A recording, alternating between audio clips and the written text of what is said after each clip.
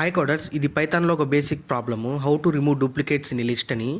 నేను ఒక dictionary use చేసుకొని డూప్లికేట్స్ని రిమూవ్ చేస్తాను.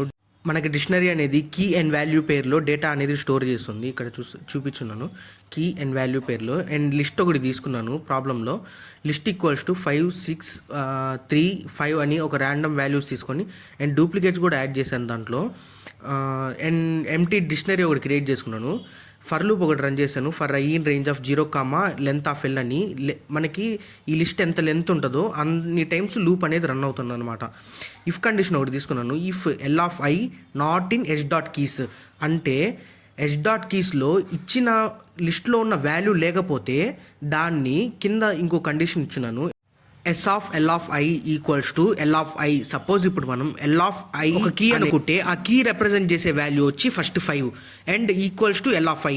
ఈ ఎల్ ఆఫ్ ఐ కూడా ఒక వాల్యూని రిప్రజెంట్ చేస్తుంది. అక్కడ మనం డిక్షనరీలో చూసుకున్నట్లయితే డిక్షనరీ ఈజ్ టు 5:5, 6:6, 3:3 అని ఎలాగైతే ఇచ్చిందో అదేవిధంగా మనకి డిక్షనరీలో కూడా S of L of I equals to L of I అనేది ఒక డిక్షనరీలోకి యాడ్ చేస్తుంది కీ అండ్ వాల్యూ పేరుతో.